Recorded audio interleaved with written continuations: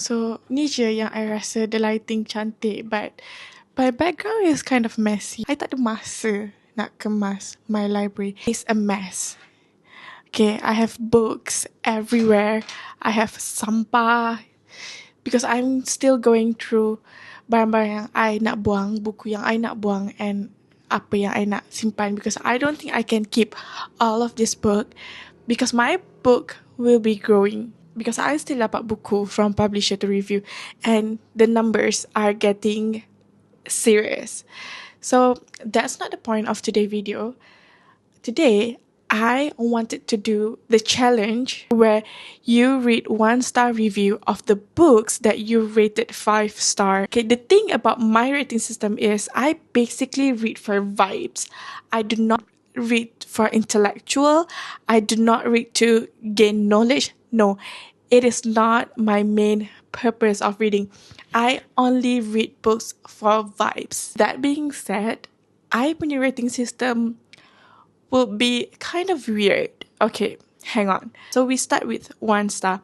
I rated 1-star books for books yang I DNF or did not finish. So sometimes when I read a book, just tak vibe. Okay, I decided I'm not going to waste my time and I did not finish reading that book. But I rasa macam kesian kalau I tak bagi star, so I bagi 1-star. My 2-star is book that I absolutely hate.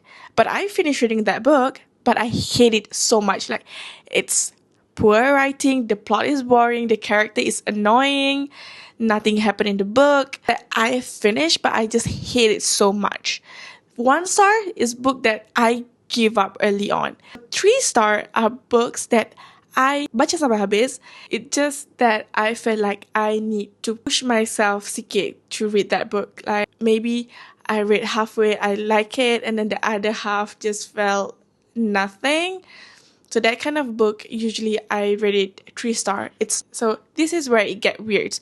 4 stars are books that are good, I enjoyed, but I felt like there's something missing. Like, it's not me. It's good, it's fun, it was okay.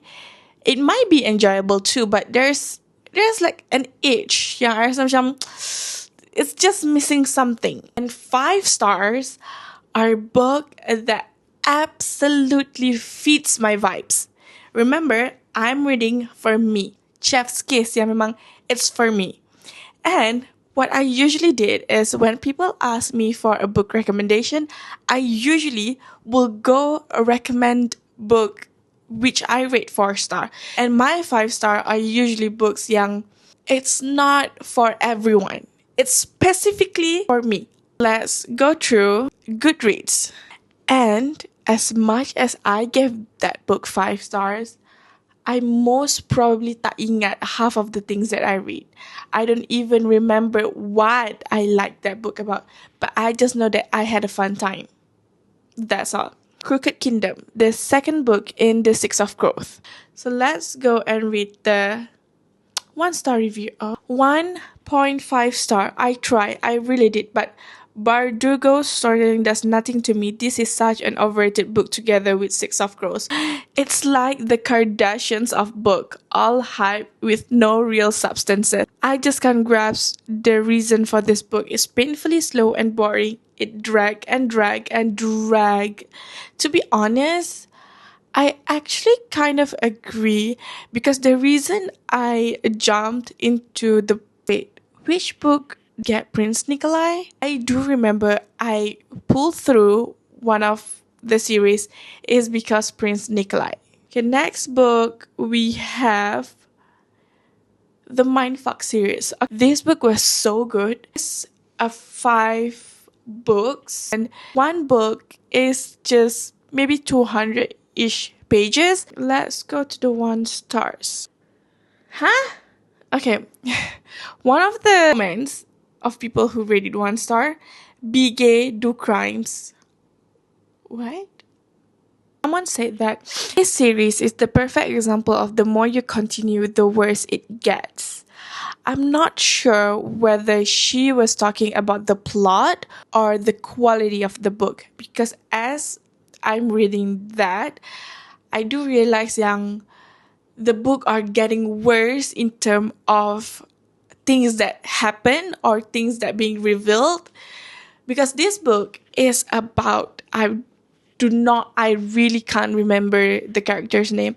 So the girl, she was, I don't know if this is a spoiler. So basically she killed men or killing people because of revenge, and she fell in love with this one detective or police who are trying to solve this case. But she have a very strong reasons for that. I'm all about supporting women, but I do admit it is very gore, like very graphic.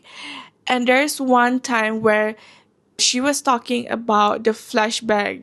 I can still picture what happened that night vividly. Like, I still feel a lot of pain for her. The Battle of Labyrinth by Rick Riordan. This is the fourth book in the Percy Jackson and the Olympian series. I read this book back when I was in high school, and it is one of the series that really got me into reading. Percy Jackson are one of the books that if I'm trying to remember my childhood, Percy Jackson will be one of the core memories. Awkward like 19 CGI. Yeah, well, you're not wrong. I get it.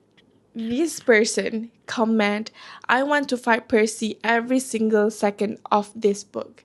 I think this is where the part Percy do get a little bit annoying, but well, he's just a kid, and I am a kid when I'm reading that book, so if I were to read that book today, I might feel a little bit cringe with Percy, but I read this book when I was in the same age, almost at the range of age as Percy and the gang. Next are Chain of Iron. Okay, I've read almost 90% of Cassandra Clare's book.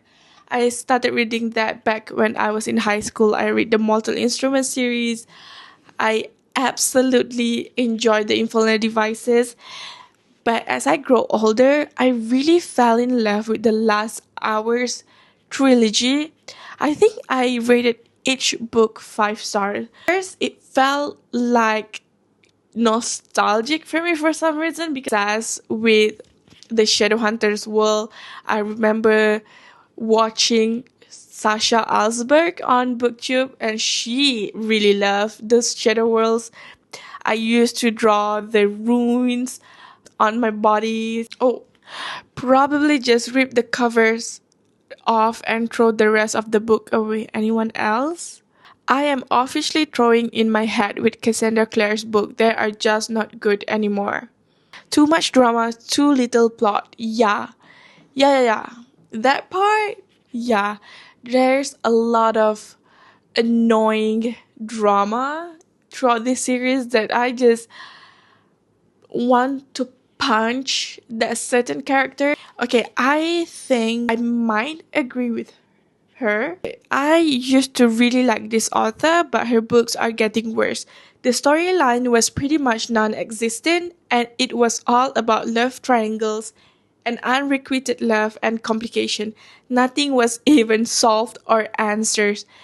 Girl, you got a point. Yeah, I do agree, because pretty much all of Cassandra Clare, most of her books, it will have either love triangle or unrequited love. But the thing is, her love triangles where I cannot choose which one I want the girl to end up with. For example, in the Infernal Devices, I was Team Will all the way.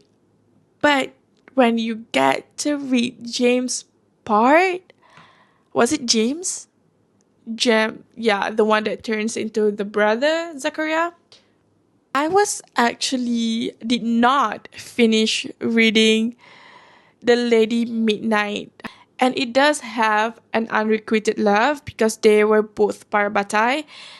I did not finish because at that time I felt like this is a repetition of all of the books, but then I stopped for a long time and I pick up the last hours. Okay, last one of I think my recent read. I read this book last year. Absolutely love this book. It's Quicksilver by Kelly Hart. Does the second book out? Yeah, it's coming out this November. I love this book, but to be honest, if you are hating this book, I actually can see where you're coming from. I am convinced everyone is being held at gunpoint, rating these 5 stars. Yeah.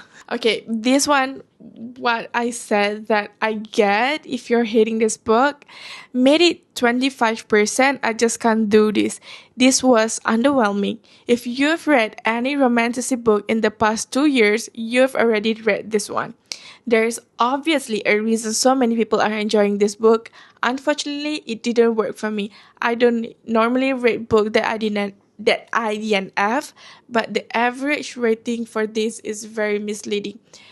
To be honest, this book do felt like one of the most popular romantic book. For me, these are books that if you want the cheesy romantic books with Shadow Daddy, you might enjoy this book. So I guess that's all for today. By the way, this is actually my first introduction to the booktube world. Yeah, see you guys next time. Toodaloo!